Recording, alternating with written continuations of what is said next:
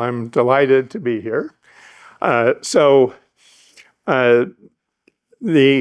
you all know, water and energy are really tightly coupled. Right? And so we require and use a tremendous amount of energy to move water and to treat water and wastewater. We use a lot of water to manage excess heat from thermal resources. But today, I'm going to focus on our use of water as an energy carrier. And so that's what we usually mean by hydroelectric or hydroelectricity. So I have a fairly ambitious agenda, as you see here. And so I'd like to start with some basics just to make sure we're all clear on the energy resource we're talking about. And then I think it's worth contextualizing hydropower, both historically and to some degree socially and economically as well. We'll talk a little bit about the actual facilities that deliver hydroelectricity to the grid, and how hydropower, the role hydropower takes on grids, depending on other resources. So say a little bit about that. And then I think I'll have enough time at the end to spend a little time on some of the impacts and issues that keep hydropower sort of in the news and lead to a lot of conversation about the relative renewability, the relative impact of hydropower amongst a menu of resources. So that's my ambitious agenda. And because it is ambitious, I thought I would start with where I'm going to end, a significant portion, just so you see where I'm headed. And so one way of framing this is I've listed what I've called a number of features of hydropower as an energy resource. I'm not going to read them all now. Hopefully in the next time, I'll provide the background so you will appreciate this when it comes back up again much later in my talk. So we can think of features as sort of the positive side. And then on the other side, I have what I've called limitations, which are, you might think of as some of the negatives associated with hydropower in the context of a full menu of energy resources. So this is where we're headed. And then on the lower right, you see the issue of impacts, and that's where I'll end up after we get back to this slide again. So let's start with some basic fundamental physics, if you will. For a fluid, the energy carried by a fluid, we represent by the head, okay? And so the head, which is almost always indicated by an H, don't worry, this is about the only equation we have, is an energy head. So it's the energy per unit weight of the flowing fluid, or the flowing water in this case. And that's broken up into three components, all right? 2 potential and 1 kinetic. So we have the energy associated with elevation, gravitational energy, the potential energy at Z there means the elevation. P is the pressure, the normal force exerted by a fluid on a surface. That's also a form of potential energy, normalized by the unit weight. And then the kinetic energy is the usual term you learned in high school physics, the average velocity squared over 2 times the gravitational acceleration, v squared over 2g. So it's the sum of these 3 components that make up the energy that water is carrying as it moves. If we then think about the power of inflowing water, we can just do a little bit of factoring. So we have energy per time, and we can break that down into 3 terms. We have the weight per volume, so the unit weight of water, gamma. Right? We then have the volumetric flow rate, which is volume per time of water moving past a point. It's almost always indicated by a capital Q. Okay? And then that head. Okay? So hydropower is about harvesting some of that energy that's being carried by the flowing water. And what we can immediately see here are we're going to have some interesting trade-offs between the rate at which water is flowing and the head that's carried by that flowing water. Right? And also the fact that we have those two terms as our first hint at one very important aspect of hydropower, which is it's extremely scalable. Right? So we can have the same power with high flow rate and little head, or low flow rate and high head. And so what that means is we find hydropower in a number of different settings as we go along. So this is our starting point. Now, if we look at the basics here, you can think of hydropower as essentially driven fundamentally by solar. It is driven by the energy from the sun. So water is evaporated from relatively low elevations, and it is delivered as precipitation when it condenses at higher elevations. So evaporation and condensation are an energy wash. Okay? So the energy is really the energy supplied primarily by wind, which is driven by heterogeneity in solar energy.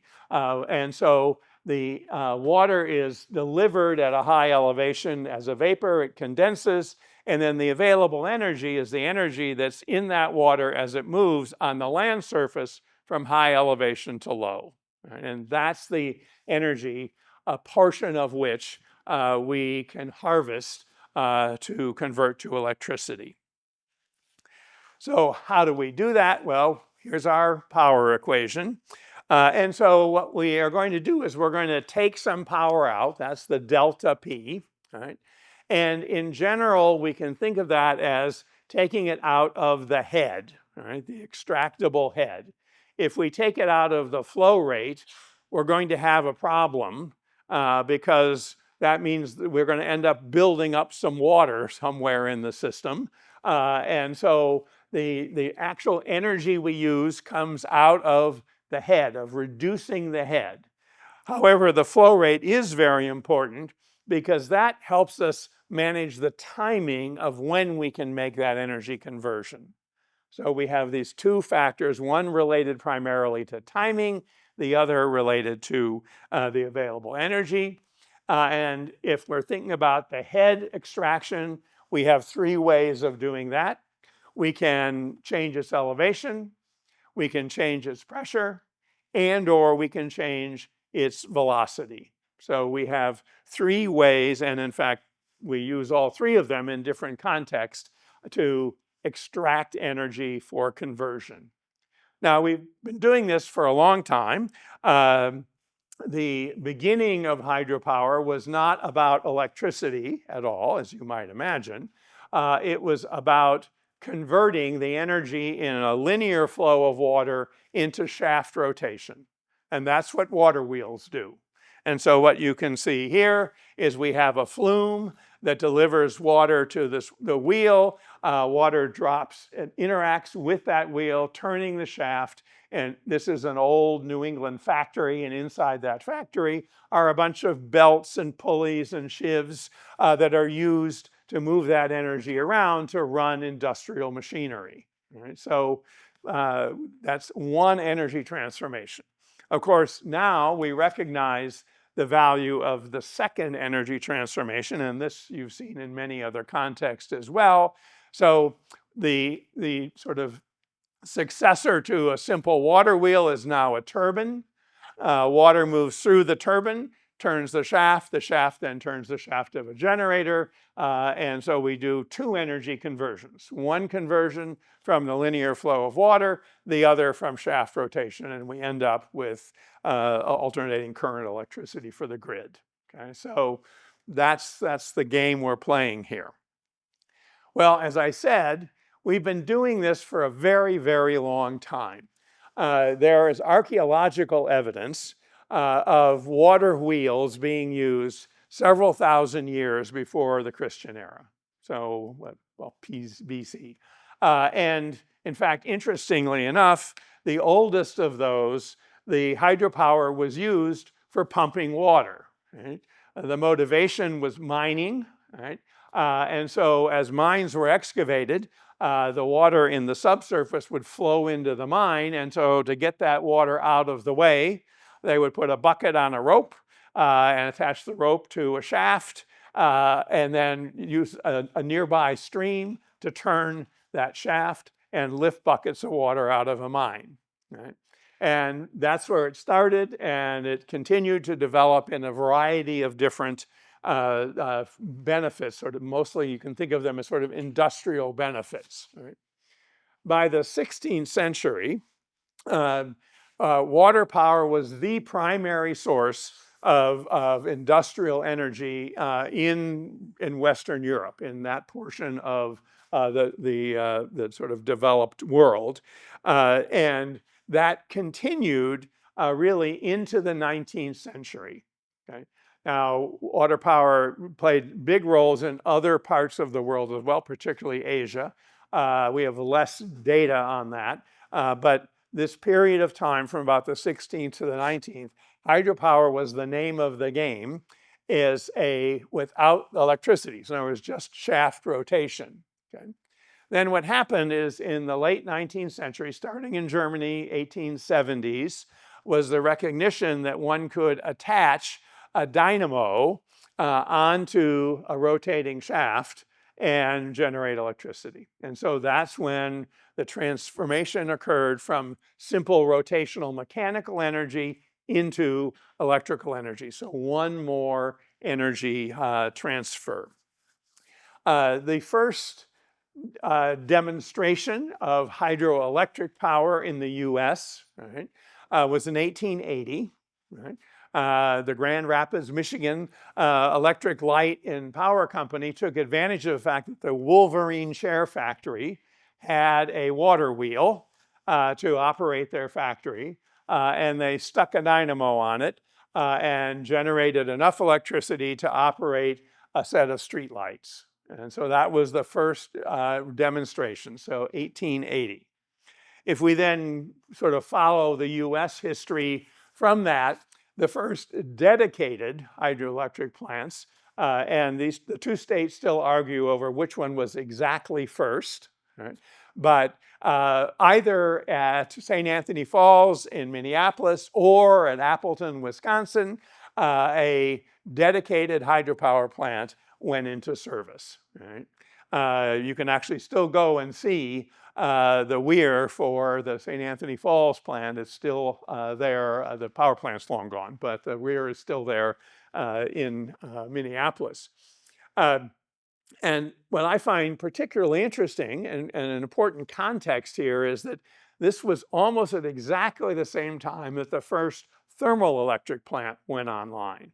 So hydropower has this deep history as a purely mechanical energy resource, but it becomes an electrical resource at the same time as many other primary energy resources became feasible.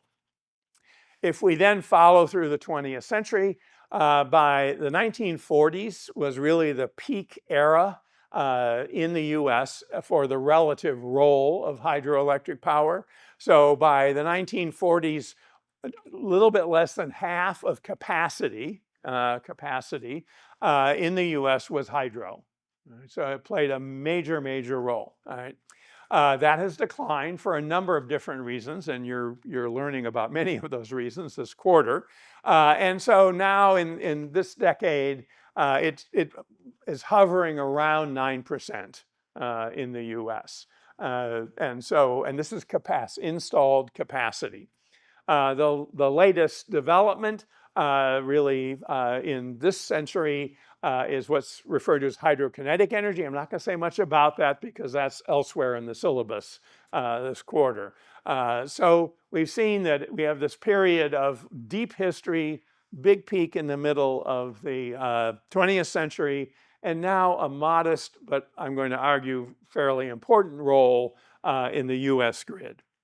Staying with the US, here's a classic pie chart. You've probably seen a pie chart like this before, maybe even this pie chart, since we all steal them from the same place. And so what you can see is that if we look at energy consumption, 2022, 18% of the renewable energy, so it's 18% of 13% is hydropower. And if you multiply that out, that's 2.3%. Okay, so a small role in the overall picture of energy consumption, the overall picture. Globally, the story is very different. Okay, and that's one key thing we need to think about and understand with hydropower. So here we see the second half of the 20th century and into our century, by decade, we can see the added capacity in hydropower, and then the blue is the cumulative capacity. Cumulative, the capacity is the left vertical axis, and then the average generation is over on the right. And so what you can see is that globally, hydropower has been growing very substantially. Okay? And so it's a global industry, but it plays very different roles in different parts of the world. And I find that one of the more intriguing things about hydropower. Here is another version of the distribution. This time we're looking simply at electricity production, not total energy, but electricity production. This is from 2022, and globally hydropower is about 15%. Okay? So that's our context. It's interesting and worth looking at how that's distributed around the world. So here's one way if we look at by country and continent. So the countries are labeled, the shading on our little pie is the continent. And so we can see that China and Asia have a big chunk of the total capacity. This is, again, capacity.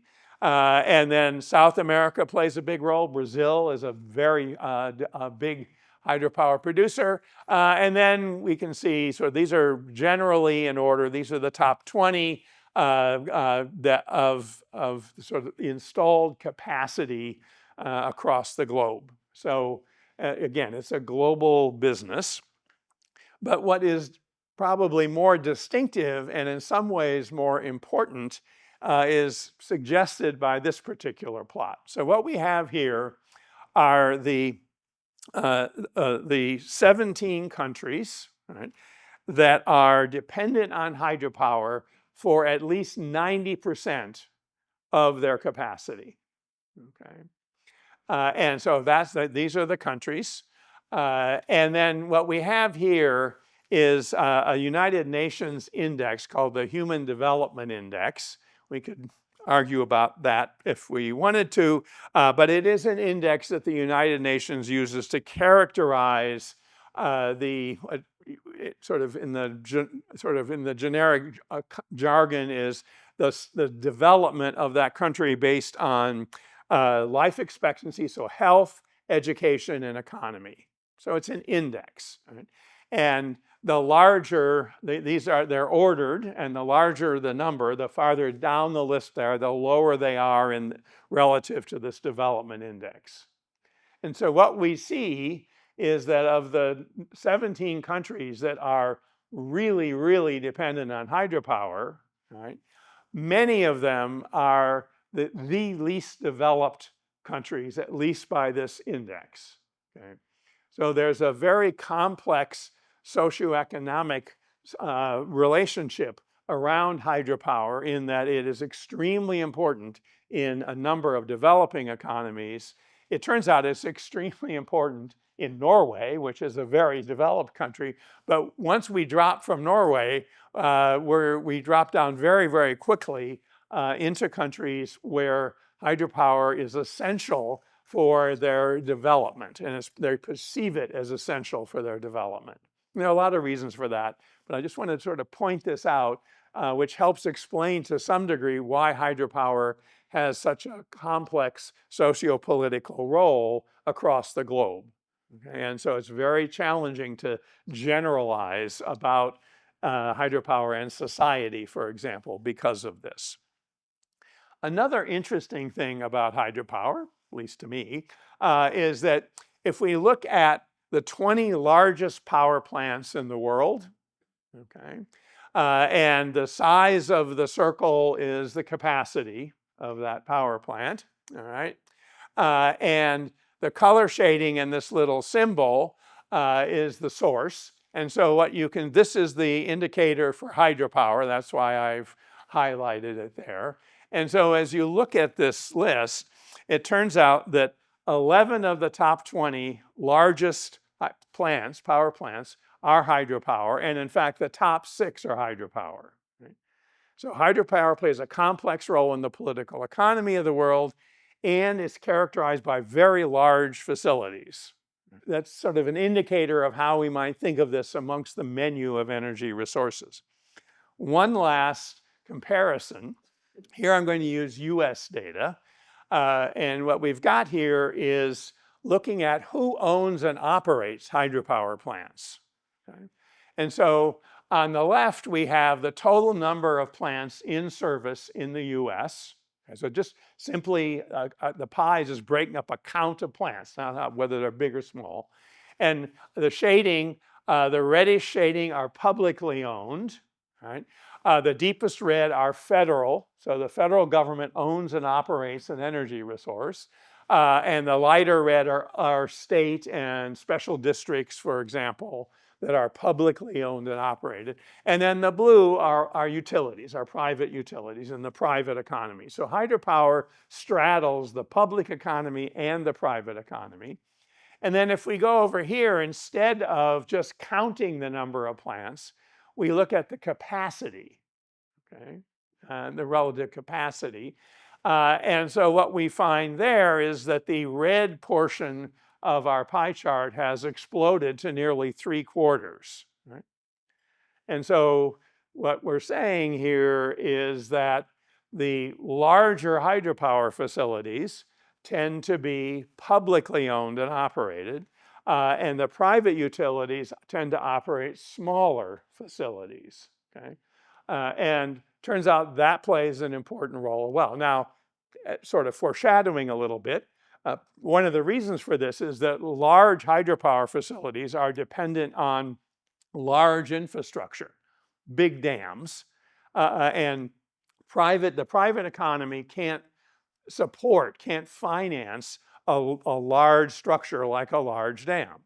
And so that's why we have this governmental involvement, is the capital costs of creating the facilities are so large that the public invests in them to obtain those benefits. So hydropower has a number of interesting features. Well, so that's sort of some context and some background. Let's explore a little bit more about how we actually do these energy transformations. And so, as I've already suggested, we know we have this product of the flow rate and the head. Right? And as I've said, the flow rate is about managing timing. So it's about synchronizing with demand. It's fairly easily manipulated. So that's one piece of the design of facilities. And then the head is the other significant piece. And so the design revolves around both head and flow rate. And we do that in lots of different ways. We also talk about it in lots of different ways. So there are a lot of different classification schemes that are used. They generally break down into conventional and then hydrokinetic, which I've already mentioned, and I'm not going to say much about. And then there are different ways that people talk about conventional hydropower facilities, either in terms of capacity or in terms of head or how they're configured. And so what I'm going to do is I'm going to use how they're configured as a way of giving you a sense of the range of hydropower facilities. So one type of hydropower facility is known as a run-of-river. Okay? And so here we have a classic run-of-river hydropower facility that takes advantage of a natural condition that leads to water at a higher elevation falling to water at a lower elevation, i.e. a waterfall. And so this facility diverts a small portion of the total flow into a powerhouse and then releases that water downstream after having extracting the energy, not all of the energy because it has to flow out, but extracting a fraction of the energy in the powerhouse. The water going over the waterfall is dissipating that energy into aerosols and into splashes and waves. So the energy is being dissipated by the waterfall, but a portion of it is in fact being dissipated in turning a turbine and a generator. And so this is in Alaska. It's known as a no pondage run of river, so more vocabulary. Pondage refers to whether or not there's any way to store water, because storing water is storing energy. Right? And so there's no reservoir, there's no dam, there's no way to store the water. The energy is available as it's delivered by the river. That's why it's called a run of river. Right? So this is a small scale, no pondage. Here is another run of river facility, much, much larger. Right? This is in the US also. This is on the Snake River. This is a very controversial dam and system. And what we see here is that instead of a natural waterfall, we built a waterfall, also known as a dam. Right? It's a relatively low dam, although if you're there, it seems pretty big. But given the size of the river, it's actually a fairly small dam. And in fact, if you look upstream and compare the width of the channel downstream from upstream, it's not very different. So there's not much water stored by the dam. What the dam does is localize the head difference between upstream and downstream. And a portion of the flow goes through the powerhouse. This is the powerhouse. Right? And the other portion goes over the constructed waterfall, which is known as a spillway. Okay? So this water is being released downstream without extracting energy. The energy is being dissipated and going over the dam. Right? And over here, this portion of the water is going through a powerhouse and is having that energy converted into electricity. Okay? So this is a run-of-river facility, but it does have pondage, which means there is a little bit of storage. And what that means in this context is that, for example, at night, when it depends on the grid, but if the energy demand drops at night, right, they might store a little bit of water during the night, right, and then have that energy available during the day, the next day. Right? And typically run-of-river does that time shifting at most at maybe a week or so. So it's very common, for example, to store some water on the weekend to have available on weekdays. Okay? So it's a small amount of energy storage behind a relatively low dam. That's what we mean by run-of-river, in this case, with pondage. Okay? At the other extreme, here's another run-of-river facility. Okay. So what we have here, there's a pipe here. Here we have a nice babbling brook. And upstream, uphill, right, a small portion of the flow is diverted into this pipe. Right? And since the pipe is much smoother than the channel, the water loses less energy as it moves in the pipe than it does as it moves in the channel. So when we get down to here, we're up higher and we have excess energy. And so the water is released back down into the channel, going through a nice teeny tiny turbine and generator. Right? So this would often be referred to as micro hydro. Okay? Clearly, this particular facility, let's see, it's trying to remember exactly how big this particular one. It's a few tens of kilowatts. Okay, so it's a tiny little facility, but there are a lot of these around. You can easily energize a home, for example, with a micro run-of-river facility. All right, so that's not worrying about storing energy, but just extracting energy as the water goes by. Right? At the other end, right, we store energy in water over much larger time scales by building storage facilities. So here's Libby Dam, all right, and the reservoir behind it, which is Kukanusa, And if you look at that closely, the Ku comes from the fact that this is the Kootenai River, and the watershed is in Canada and the US. So that's how we got this poetic name for this reservoir. Shows you how prosaic engineers can be. And so what we have here is we have a very, very large barrier, which allows a substantial volume of water to be stored behind it. And when it's stored behind it, you're storing the water and the energy in that water. Okay? And then that water can be released through a powerhouse where we have the machinery to extract that energy and use it on the grid. And so what this does is it allows a time shift. Right? And so the basic notion here is that if we have storage capacity, if the inflow, which means the inflow from the rivers, is greater than the outflow that we release, then that means water is being accumulated in the reservoir and vice versa. So that means we can have some much more flexibility about deciding when we're going to generate electricity to put on the grid because we can store that energy as water. These types of facilities, there's two general ways we do this. All right? And I've shown you examples of each, and this is just a cartoon to sort of pull it together. So we just looked at a storage facility where we are not taking the water out of the river, we're just changing the timing of how that water is moving in the river.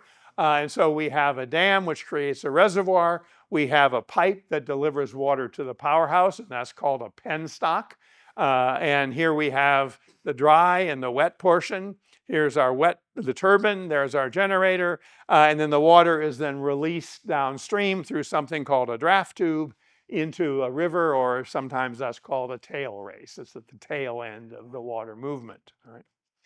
Another way we can accomplish the same thing is the examples I showed you from micro hydro, which is instead of building a large dam and creating a large storage volume, we can divert water from upstream, deliver it downstream more efficiently than if it were in the channel, so that when the water gets here, it has more energy than the water in the channel, and we extract that energy with a turbine and a generator. Okay, so two basic ways. In the one case, we're diverting water out of the channel for a portion of the flow. In the other case, we are dramatically changing the timing of that water flow in the channel. So that's one broad class of conventional hydropower facilities. Another extremely important version of hydropower is called pump storage. Many of you have probably heard about pump storage.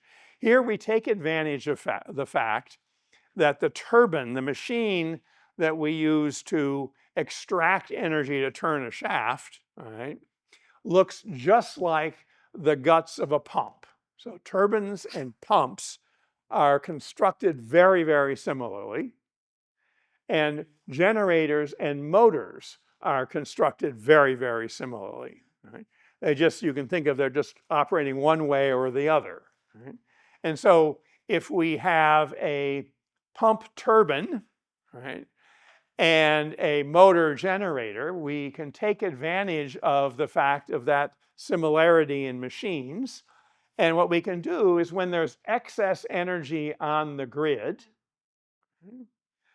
we can take that energy as electricity off the grid and put it into the water by pumping that water up into an upper reservoir.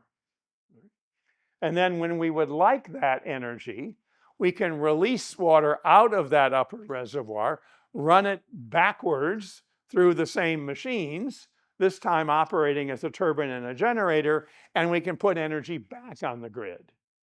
So pump storage is operated as an energy storage system.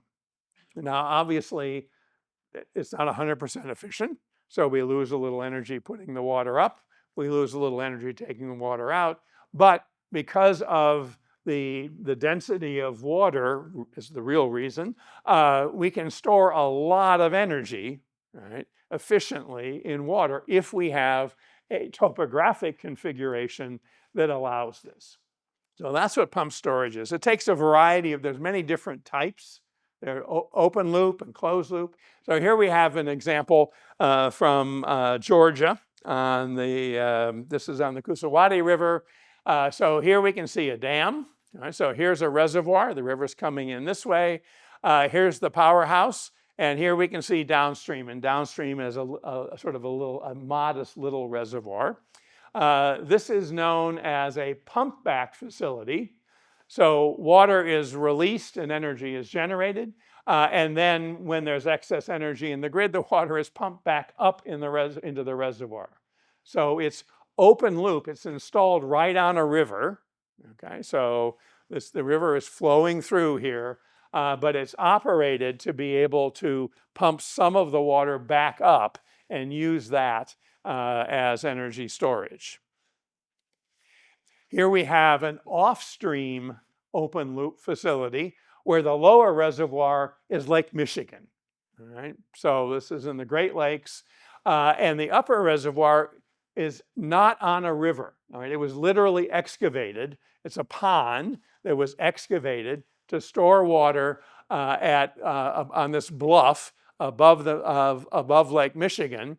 And so the powerhouse, which is also a pump house, moves the water up and back between Lake Michigan and this constructed off-stream, so that no river reservoir upstream.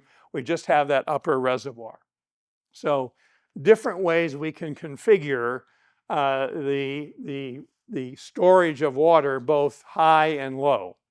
There are even some schemes where both the lower reservoir and the upper reservoir are not on a river. They fill them up and they just run the water back and forth and back and forth and back and forth. And every so often they have to accommodate for evaporation and they'll add a little bit more water back in. Other times, both reservoirs can be on the river. That's that pump back we saw. Or here we have one on a large system like Michigan, and then the upper is off. So there are lots of different ways we can do this. In the US, each of these green dots is a pump storage facility in service in the US. We were looking at the Lake Michigan one as Ludington, which you can see is a very large facility. And then Carter's, that pump back one, the first one, is down here in Georgia. Okay.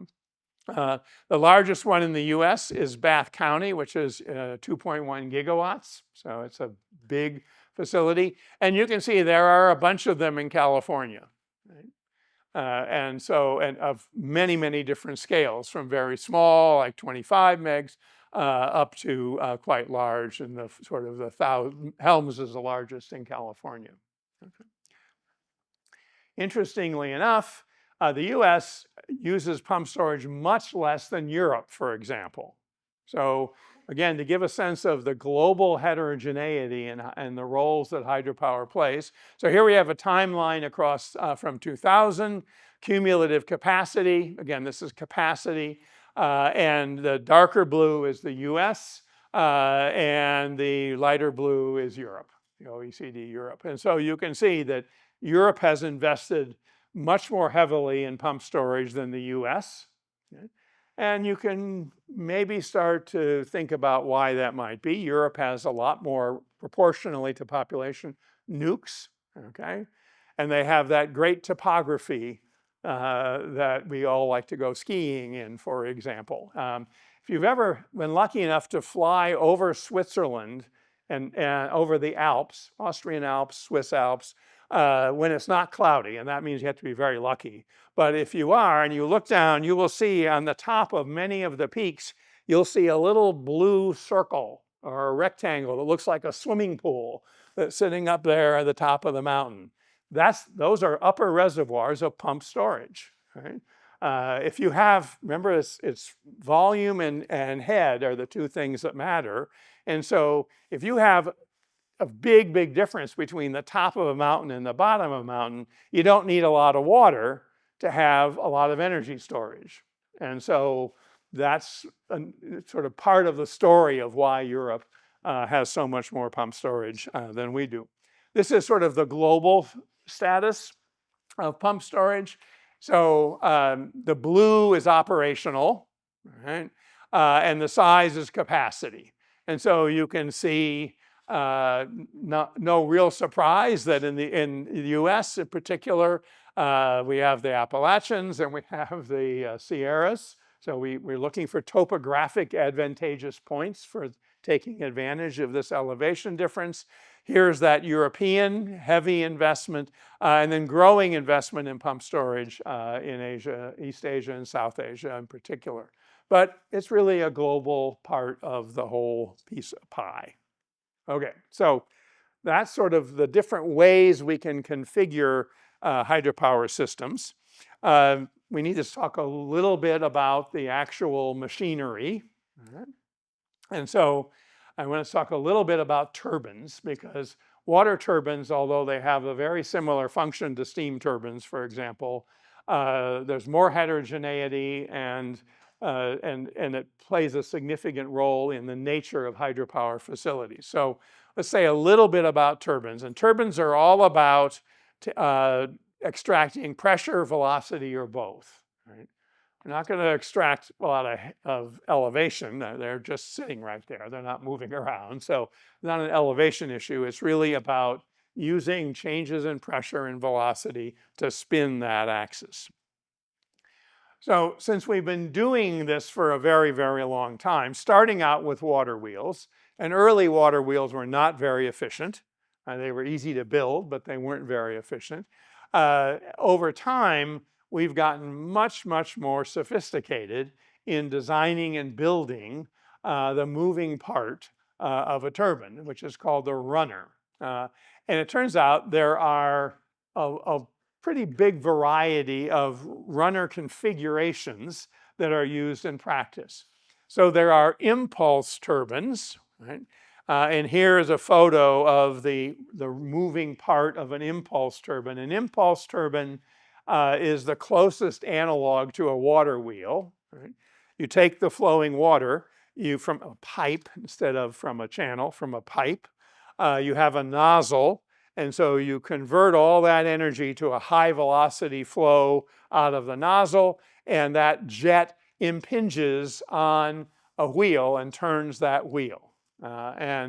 That's what these wheels look like. The most popular type is known as a Pelton wheel, and this is a Pelton wheel runner right here. Reaction turbines are very different. They are not exposed to the atmosphere. They're completely enclosed. Right? So instead of creating a jet, the water flows directly into the guts of the turbine and spins a runner. These runners take a wide variety of shapes. Here's one type over here, and here's another type down here. So they operate differently, but their function is exactly the same, to convert linear flow of water into shaft rotation. There's another structure of turbine that's used in some contexts. I'm not going to say much about it, which is they're called free flow or hydrokinetic turbines that are the analog of a wind turbine. So you already know a lot about that, so I'm not going to have to say much more. So it would be fair to ask, well, why do we have so many different types of turbines that have been developed over literally decades of very sophisticated research? And this is a plot to attempt to reveal that. So what we have here, we have along the horizontal axis the flow rate. In this case, the units are cubic meters per second. So how much water per time are we moving through our turbine? And notice it's not a linear scale. Right? It's not, so 1, 2, 5, and so on. And then on the other non-linear scale, it's a logarithmic scale, we have the head. Right? So essentially the energy available as an elevation difference that is driving the flow through the turbine. Right? And so what we see is it's a messy plot, but we have territories on this plot. So here's one territory, and this territory is associated with relatively low flow rates, but very, very high heads. Right? And that's where you will find an impulse turbine. Right? So remember, the trade-off is flow rate versus head. Right?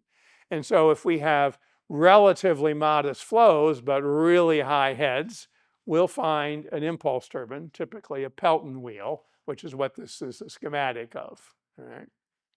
Then down here at the other end of the other area of our plot, when we have very high flow rates, but relatively low heads, right, then we will find turbines that are known as axial flow turbines. Right. And then in between, we have the sort of the middle territory here, and we find Francis turbines there. Right? And the reason for this is these different combinations of flow rate and head, the highest efficiency is achieved with a different design for the turbine runner. Okay? And so that's why we have these different types of turbines, because in the environment where we build these facilities, we have settings in which we have a lot of water flowing, but not a lot of elevation difference. Right? You can think of the Snake River, that run-of-river facility, for example. Right? Very different than a facility where we have we're taking the water out of way up on top of a mountain, and we're generating, but there's not much water up there because when you're at the top of the mountain, streams are very small, but you have a big head difference. You have a very different type of turbine to be efficient there. Now, in general, water turbines are very, very efficient, right? Because we've been doing this for so long. So easily above 90% for some types of turbines. So in other words, almost all of the energy in the flowing water ends up in that shaft rotation. Okay? So that is an important feature of hydropower. That efficiency plays a significant role in several aspects of hydropower facilities. So here we have what's known as a hill curve. So when you buy a turbine, sadly you can't do that on Amazon, but when you buy a turbine, it comes with a hill curve. Right? So what's a hill curve? A hill curve is a plot. Here we have head, remember that's our elevation parameter, and here we have flow rate. Okay? And here we have lines of equal efficiency. And so it looks like a topographic map of a hill. Right? And so what we see is that this particular turbine, this is a real hill curve, and we're going to ignore all the dashed dotted lines. I just want to focus on the hill. Right? So we see that this turbine is most efficient right there. Right? So we want to operate it at this head and this flow rate. The challenge is that stream flow doesn't just go along merrily at the same rate all the time. Right? And so we have situations where the flow rate might be changing or the head might be changing. So if we fill up a reservoir, we have more head. As the reservoir drains, we have less head. And so the shape of this hill really matters, because what we see is that if we look at the sensitivity to the head, so we're elongated this way. So that means that a given turbine maintains its efficiency over a reasonable, a range of head. Right? But we see that if the flow rate changes, you drop off the top of that hill really quickly. Right? And so this is why in many, many hydropower houses, you will find multiple turbines. Right? Because that way, if you need to change the flow, instead of changing the flow rate going through one turbine and having it be less efficient, right, you start up another turbine if you're going to increase the flow, or you stop a turbine if you're going to decrease the flow. So you have multiple turbines and you manage the flow by trying to keep all of your turbines operating as close to the top of the hill curve as you can. Right? So it's another interesting aspect of hydropower that plays a very significant role. All right, well, given these machines with these characteristics, we can now talk a little bit about how we actually integrate hydropower onto grids. And so I'm going to talk about this in three broad categories. I've suggested already a little bit about that. So first of all, hydropower facilities do often, not always, but often, their primary source of income, their primary value is providing energy services. Right? The interesting question is how you add that energy to the grid. And so depending on other resources on the grid, hydropower can operate in the base, right, and just run at a constant rate, and you can get it right there at the top of the efficiency curve. So it's very sort of a high efficient, high value energy source if you have available water. Okay. Other hydropower facilities, and in fact, many hydropower facilities, are operated as peakers. Okay. And they're operated as peakers because they can go online very, very quickly. Right? So you don't have to heat anything up. All you have to do is open a valve and get your turbine spinning. A large turbine can typically be synced on the grid in 20 seconds or fewer. Right? So you can easily provide peak energy, and that's particularly true if you don't have a lot of water. Right? So you have interesting trade-offs between how much water you have, how much head you have, and what your grid needs. Okay? So the water availability plays a big role in how it's operated as a grid energy resource.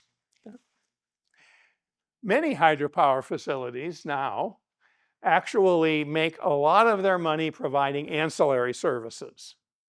So they know about ancillary services. And so rather than just sort of go through what I've listed here, I've included this little chart right here. So what we have is we have a series of ancillary services. These are all services that help the grid function efficiently. Okay?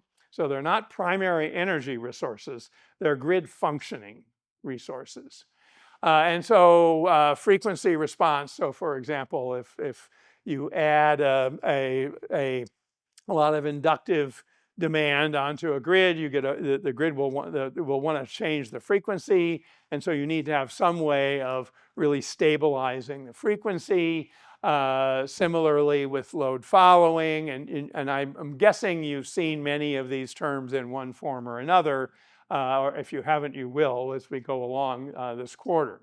So what we have here are a variety of different ancillary services, so not energy, but grid management. And along here we have a number of different resources. We have the synchronous generator, so hydro generates synchronously. Then we have the inverter base, so these are solar, and for example.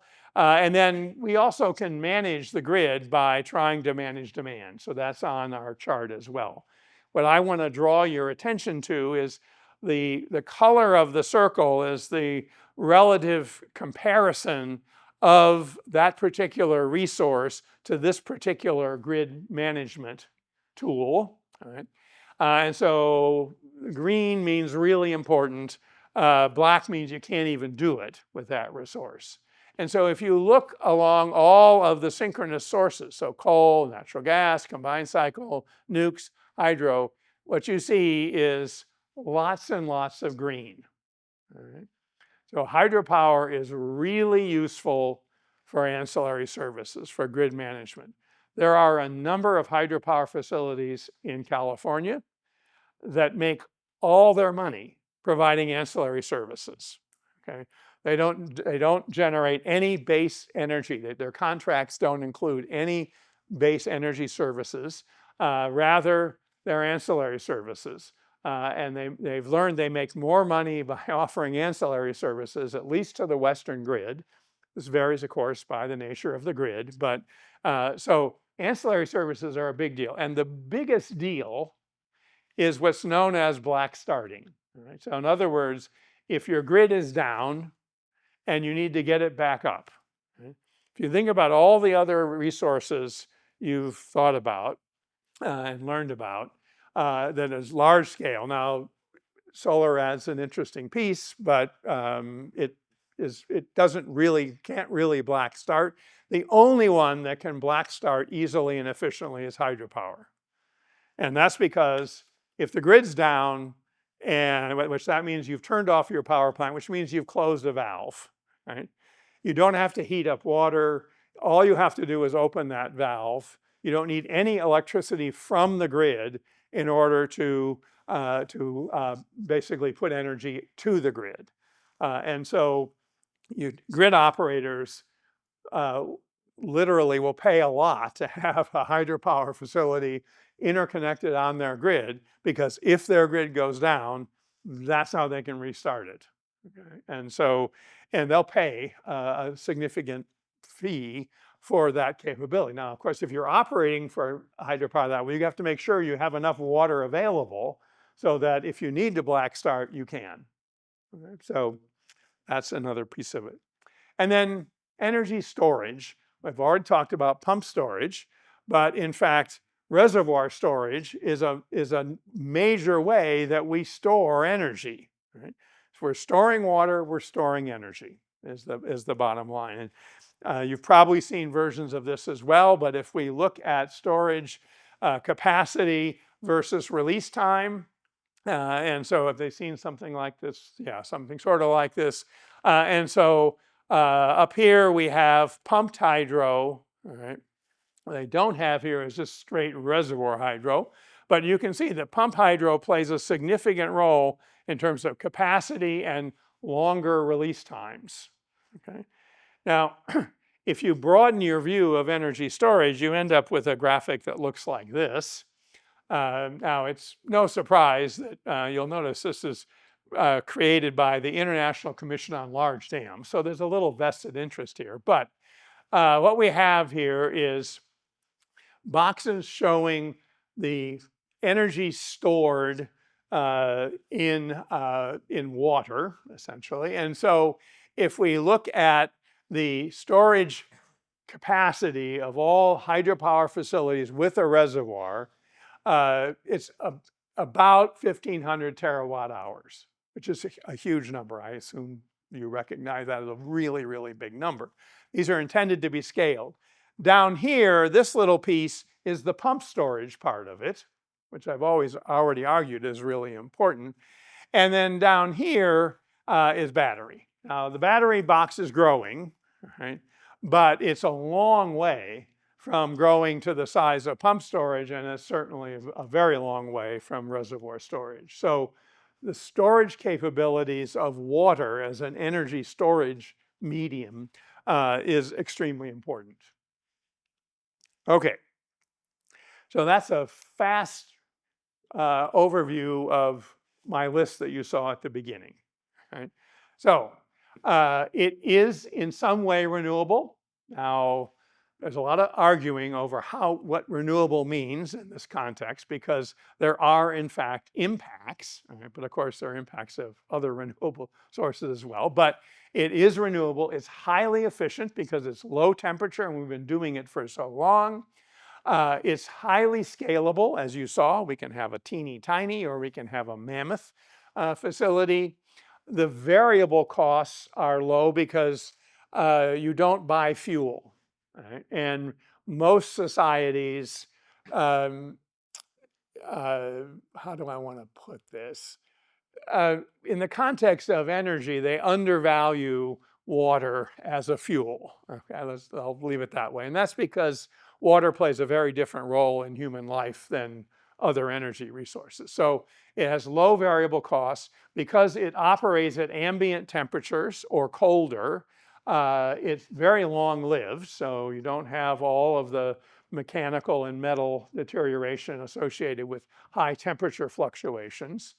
We've already talked about energy storage and ancillary services. So these are all things that you might imagine make hydropower attractive.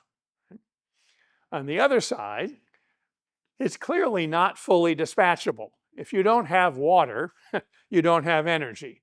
And we know that availability of water in the environment is highly variable. It's variable from one year to the next, from one season to the next, even from 1 hour to the next. Right? And that's, of course, why we have storage. But it's not fully dispatchable. And of course, we have to site hydropower facilities where there's water. Right? And in many cases, where there's water is not where people live. right, where the grid big demands are. So typically, transmission costs are a very significant consequence of being dependent on hydropower, because you have to move that energy once you've converted it at the hydropower facility. Hydropower facilities are very site specific. Right? So that's one reason why you can't buy a turbine on Amazon. Right? If you want to buy a turbine, you contact a turbine manufacturer, and there are a half a dozen in the world. This is a very specialized global business. And you say, I want to build a hydropower plant that has these flow characteristics and this head characteristics.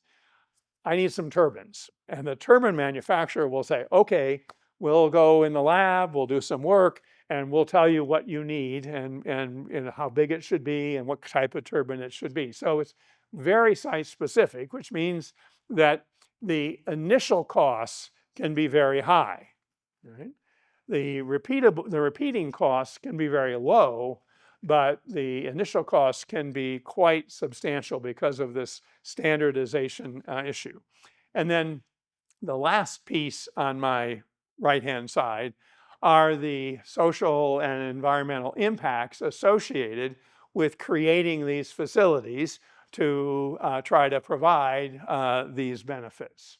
So that's what I'm going to spend the next few minutes on, is try to sort through a little bit of that side of the picture as well. So let's talk about social and environmental impacts. Now, the conversation around the impacts of hydropower often gets entangled with the impacts of dams and reservoirs. So we build dams and reservoirs for many, many, many different purposes. And in fact, most dams and reservoirs do not have hydropower associated with them. And so I'm going to split this up into thinking about the impacts of the hydropower itself versus the impacts of dams and reservoirs. Okay? So there's a way of sort of keeping track of how we think about this. And so I'll start with the classic, probably most discussed impact associated with hydropower, and that's downstream fish passage through or around a powerhouse. Okay? And so here we have a schematic of a powerhouse. You've seen sort of similar versions. We have a stream flowing into the powerhouse. Some portion of that water goes through a turbine, and then it gets discharged downstream. And what we have here are these look like little blobs. Those are actually supposed to be little fish. Okay. And you'll notice, if you look closely, this is actually illustrating impacts of salmonids. So in the Pacific coast of the US, the dominant fish that we worry about is downstream migration of different salmon species, okay, that have to migrate between freshwater and saltwater. So salmon are amazing animals. They spawn in freshwater. Essentially all Pacific salmon spawn once. Right? So the adults have to swim upstream, and so we're getting there. I'm not there yet. They get upstream, they spawn, and they die. And that's a really important part of the ecosystem of rivers. The young hatch from eggs, and then they start a migration going downstream back out to the ocean, where they spend 2 to 3 to 4 years growing into adults until they're ready to spawn. So that's the cycle of an anadromous fish species. And like I said, the salmonids are anadromous. There are other ways that different fish species use freshwater and saltwater. I don't have time to go into great detail on that. But the reason for going through all that, if you look closely, you will notice that these little fish are going tail first. Right? And that's what juvenile salmon do, is they don't swim downstream. They go with the current. They go backwards, they go tail first, and they're carried by the current downstream. And as they go downstream, they are transitioning from a freshwater animal into a saltwater animal, which is a huge metabolic challenge. Okay? And so if you interrupt that process, right, you risk that metabolic change, right? And you risk the animal as it's moving through, but they don't swim out of the way of anything. They're carried by the current. And so if the current goes through a turbine, then the fish gets to experience this nice little suite of assaults, insults, you might call them. And I'm not going to try to define all these. I'm sure you're intrigued by grinding. That's fairly obvious. But they experience traumatic pressure differences that can really be a problem. They can literally be whacked by the rotating turbine. Okay, that's what strike is. Shear means that you have the flow against the body is so high that it actually can shear off their scales. Okay, that's no fun. So there are lots of things that happen as fish go through turbines. So the immediate impact of hydropower generation on fish is on the consequences of downstream passage through the powerhouse. And so as a result, there's been actually quite a bit of work done to try to understand what the problem and what we might do about it. Okay.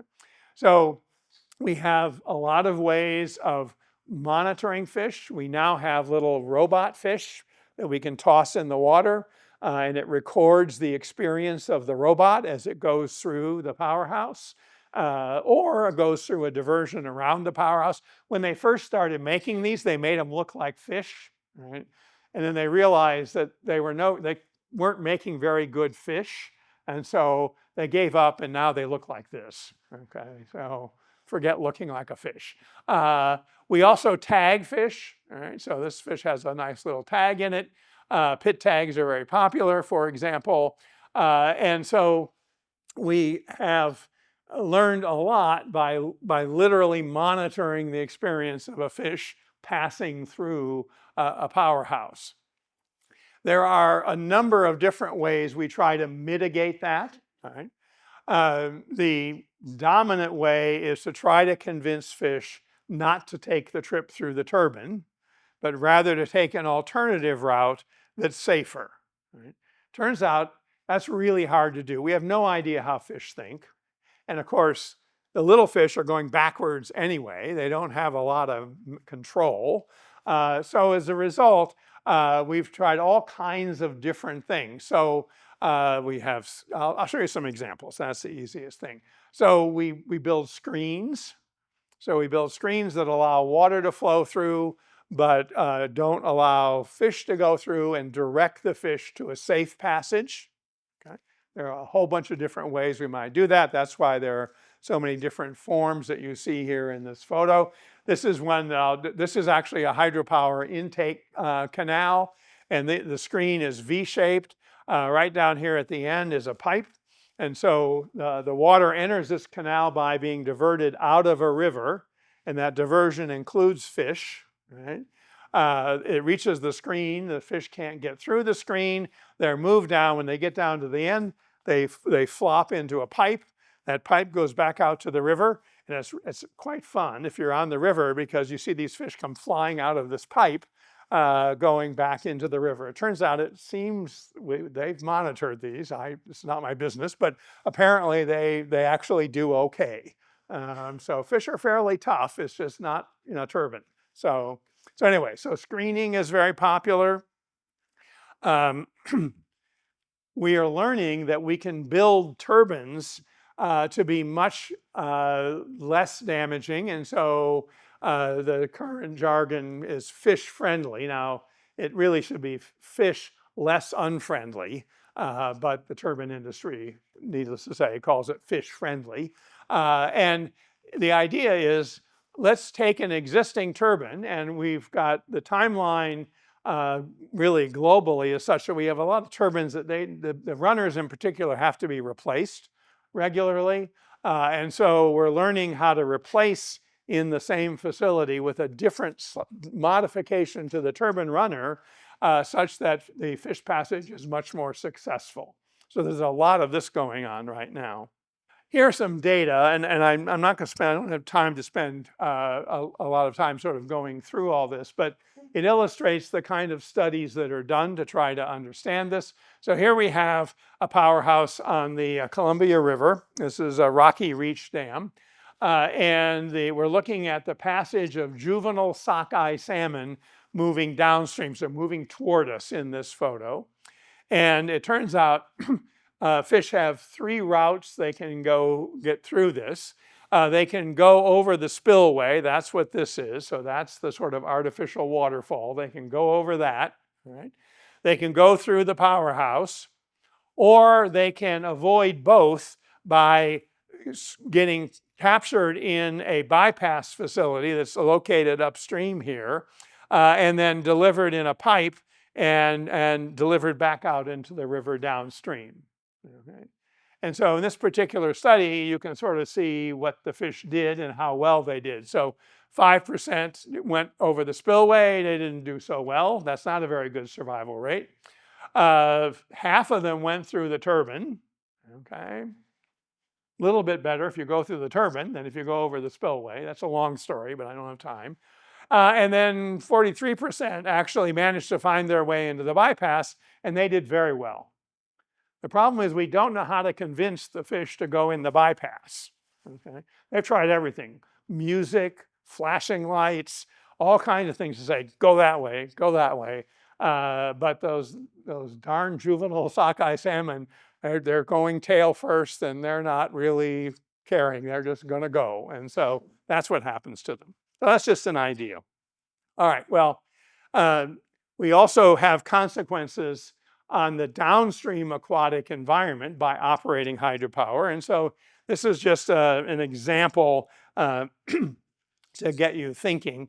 This is for one place where we measure the conditions in a channel, right below a powerhouse. This is at just downstream of Glen Canyon Dam, which is a large dam on the Colorado River.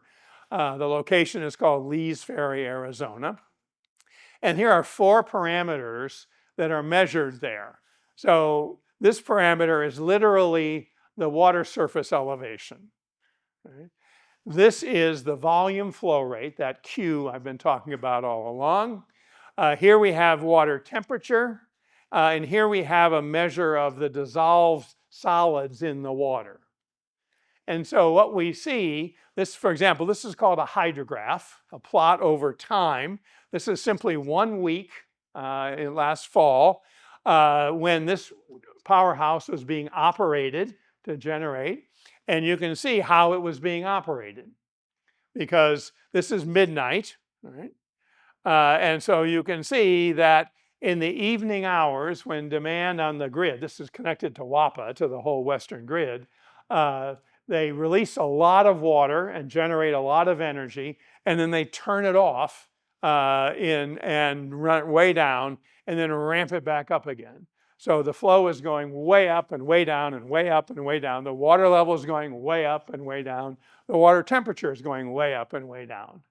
That's not a natural environment. Right? And in fact, it's really hard on native freshwater fish that don't necessarily want to spawn by migrating over long distances. They just use a habitat in a channel. Right? So the operation of the hydropower plant has significant impacts, not just on fish passage, but on particularly the downstream aquatic environment. If we broaden the picture, we then have to say, what about the dams and reservoirs that are often, but not always, associated with hydropower? Right? And here the list is much, much longer. Right? And I don't have time to go into any detail, so I just wrote a lot of stuff out so you would have it and you could look at it. But I do want to point out that the whole point of building a dam and a reservoir is to change the environment. I mean, that's why we time shift water. Right? And so we're doing it to have impacts. We're doing it to have beneficial impacts, and the consequence of those beneficial are negative impacts. And the menu is large. And so, like I say, I got just a bunch of bullets with some photos to illustrate. So we have impacts upstream. There are impacts in the reservoir. There are that have a wide range of consequences. And they are not just environmental, they're also socioeconomic. So for example, you have to move railroads and highways and power lines. Entire communities are routinely having to be displaced for large reservoirs. So there are very significant socioeconomic impacts of building and operating a dam. Fish, for hydropower itself, it's the downstream passage that's the problem. But for the dam, it's also the upstream passage. The fish need to get by the dam, and so we have lots of ways of doing that, none of which are particularly sort of super effective, because again, we don't really understand how fish think or behave. So, and then I guess I'm out of time here, so I'm going to just point out that the bullets keep coming. And they are very significant, and that's one reason that there is an intense conversation about whether hydropower should be associated with the word renewable. Okay, and typically what happens is the conversation is that run of river, small run of river is considered renewable. Large storage facilities are not. And it's not so much because of the impact of hydropower per se, it's the impact of the dam and reservoir. This was my whirlwind tour.